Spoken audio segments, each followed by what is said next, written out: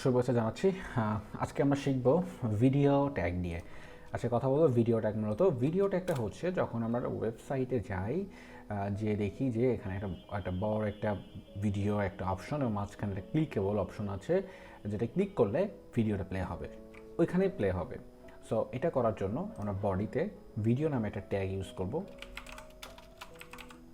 Video ট্যাগের ভিতরে সেমভাবে আমরা গত পর্বে যে জিনিসটা শিখেছিলাম সেটা হচ্ছে লোকেশন। সো লোকেশনটাও এখানে অ্যাড করার অপশন আছে এবং লোকেশনটা এখানে অ্যাড করতে পারবো। এবং আরেকটা কাজ করতে পারবো, ভিডিওর পরে আমরা একটা কাজ করি, ভিডিওটার এখানে এটা অফ করে আমরা ভিডিও ট্যাগের ভেতরে আমরা যে জিনিসটা করতে পারি সেটা হচ্ছে সোর্স ইউজ করতে পারি, আর এখানে হাইট ইউজ করতে পারি। তাহলে ভিডিওর ভিতরে এখানে আমরা উইড ইউজ করে দেখি। উইড ইউজ করবে, উইডটা হবে হচ্ছে 400 পিক্সেলের উইড নিয়ে আমরা ভিডিওটা প্লে হবে। আর এই ভিডিওটাকে কন্ট্রোল করা যাবে কিনা, অর্থাৎ ভিডিওটা প্লে করার অপশন, ভিডিওটা পজ করার অপশন, ভিডিওটা প্রিভিয়াস নেক্সট যাওয়ার জন্য কন্ট্রোলটা থাকবে কিনা, সে কন্ট্রোল এই অ্যাট্রিবিউটটা কন্ট্রোলসটাকে লিখে দিতে হবে। অলরাইট, সো এবার এই ভিডিও ট্যাগের ভিতরে আমরা হচ্ছে সোর্স অ্যাড করতে পারি। সোর্স হিসেবে সোর্সের এসআরসি এর ভেতরে আমাদের ভিডিও অ্যাড করতে পারি। সো ভিডিওটা হবে seo.mp4। সো এই ভিডিওটা আমি ইতিমধ্যে আমার ফোল্ডারে আপলোড করে রেখেছি, সেটা হচ্ছে এই যে ভিডিওটা হচ্ছে এটা। হ্যাঁ, এটা ছিল আমার ভিডিও এবং এই ভিডিওটা এখানে আমি আপলোড করব। এই ভিডিওটা মূলত হচ্ছে সার্চ ইঞ্জিন ইন্টিগ্রেশন নিয়ে কাজ করেছি এবং আমরা যখন একটা ওয়েবসাইট তৈরি করি, ওয়েবসাইট তৈরি করার পরে যে স্টেপটা থাকে অন পেজ এসইও করা বা সার্চ ইঞ্জিন ইন্টিগ্রেশন করা, এটা নিয়ে আমি একটা পূর্ণাঙ্গ ভিডিও আপলোড করেছিলাম। সেটা হচ্ছে আমার অন্য একটা চ্যানেল, সেটা হচ্ছে W3 আর্মি। এটা আমার একটা, আমি চেষ্টা করি এখানে ইংরেজিতে কিছু ভিডিও সবাইকে শেয়ার করার জন্য। সো মূলত এখানে আমি 100টির প্রায় উপর ভিডিও আপলোড করেছি, যেখানে আমি চেষ্টা করেছি ওয়ার্ডপ্রেস রিলেটেড যে সমস্ত কাজ আমরা করি, ডিভাইডে যে সকল বাগগুলো আসে বা আমার ক্লায়েন্টের কাজ করতে যে সমস্ত প্রবলেমগুলো আমি ফেস করি, সেগুলো মূলত আমি এই চ্যানেলটিতে আপলোড করি। তো আপনারা যারা ওয়ার্ডপ্রেস নিয়ে কাজ করছেন, কেউ যদি হয়ে থাকে এমন, তাহলে চাইলে আমার এই চ্যানেলটি একটু ঘুরে দেখে আসতে পারেন। যদি ভালো লাগে অবশ্যই সাবস্ক্রাইব করে রাখবেন। ধন্যবাদ। আচ্ছা, তাহলে আমরা এই foysal.seo.mp4 এই ভিডিওটা আপলোড করছি। তাহলে এখানে index.html এর পরে যেহেতু ফাইলটা আছে, সেহেতু আমি সরাসরি এখানে ফাইলটা আমি পুশ করতে পারলাম যে seo.mp4। আচ্ছা, এবার এর একটা টাইপ দিতে হবে যে এটা কিসের টাইপ, এটা কোন ফরম্যাটের। এটা হচ্ছে এক্সটেনশন দেখতে পাচ্ছি mp4, তাহলে টাইপ দিয়ে দিব টাইপ ইকুয়াল ভিডিও /mp4। ঠিক আছে, তাহলে আমরা এবার একটু এটাকে সেভ করে রিফ্রেশ করি।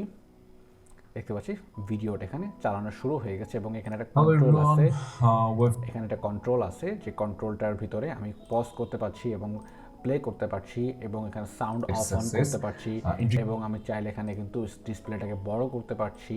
আর অন্যথায় এখানে যে প্লেব্যাক স্পিড এবং পিকচার টু পিকচার এটা অন করতে পারছি। সো এইটা আসছে কিন্তু কন্ট্রোল থেকে। আমরা যদি কন্ট্রোলটাকে মুছে ফেলি, এবার যদি রিফ্রেশ করে দেখতে পাচ্ছি শুধু একটা ভিডিও, যেটাকে কোনো কন্ট্রোল না, আমি অফও করতে পারছি না, অনও করতে পারছি না। সো আমাদের কিন্তু অবশ্যই কন্ট্রোলটাকে রাখতে হচ্ছে। আচ্ছা, এবার ভিডিওর উইডটাকে 400 দিয়েছে, এখানে যদি ভিডিওর উইডটাকে আমরা বাড়িয়ে 800 করে দিতাম, তাহলে আমাকে ভিডিওটা কিন্তু একদম বড় স্ক্রিনে শো করতো। দেখতে পাচ্ছি এই যে 800 পিক্সেল এটা। আমরা চাইলে আরও বড় করতে পারি। এই ভিডিওর ভিতরে আমরা ট্যাগটার ভিতরে যে জিনিসটা করেছি সেটা হচ্ছে সোর্স অ্যাড করেছি, সেটা হচ্ছে এসআরসির মাধ্যমে। এইবার একটা গুরুত্বপূর্ণ জিনিস শেয়ার করি, সেটা হচ্ছে আমরা জানি যে index.html এর পরে যদি কোনো ফাইল থাকে, সেটাকে ডিরেক্টলি আমি এখানে প্লে করতে পারছি বা ডিরেক্টলি আমি এখানে কল করতে পারছি। এখন যদি এমন হতো যে আমার একটা ফোল্ডার আছে, সেটা হচ্ছে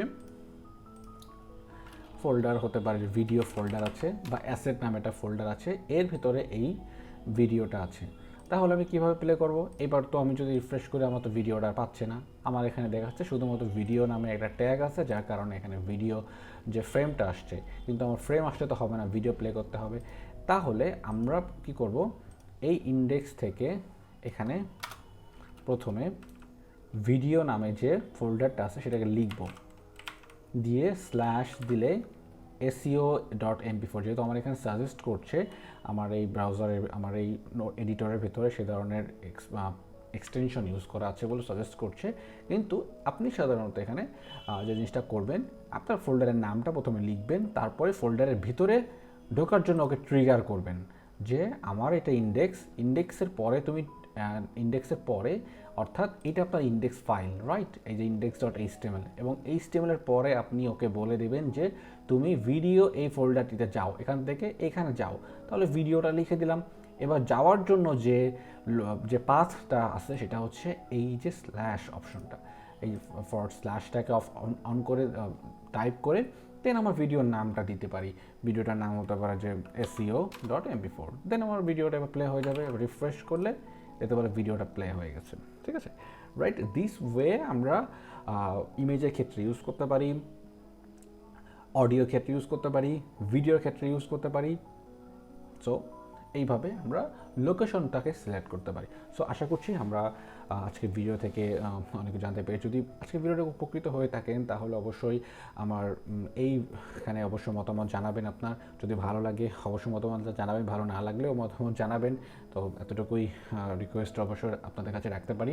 সো ধন্যবাদ সবাইকে, আর সব ভালো থাকবেন, সুস্থ থাকবেন। আজকের ভিডিও পর্যন্ত, পরবর্তী ভিডিওটা হয় আমি অডিও নিয়ে কাজ করব। অডিওটা লাইক সিমিলার, তবে আমার ভিডিওটা শর্টে শেষ করার চেষ্টা করবো আগামী পর্ব। ধন্যবাদ।